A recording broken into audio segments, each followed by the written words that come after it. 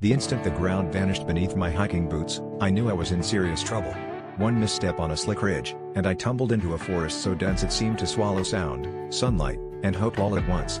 My phone was dead, my map soaked from a sudden downpour, and panic clotted my chest as darkness crept in. For the first time in my life, I was truly, terrifyingly alone. The first night was a blur of shivering and regret, every branch snapping like a taunt, every imagined growl a reminder of how unprepared I was. But as dawn painted the sky orange, something shifted inside me. I started to move, not just out of fear, but out of a stubborn urge to survive. I remembered my grandfather's words, one step at a time, and you'll find your way. So I focused on small wins, clean water from a stream, berries that didn't taste poisonous, a dry spot under a fallen tree. Each tiny victory gave me a reason to keep going. Days blurred together as I battled hunger, exhaustion, and the crushing weight of loneliness.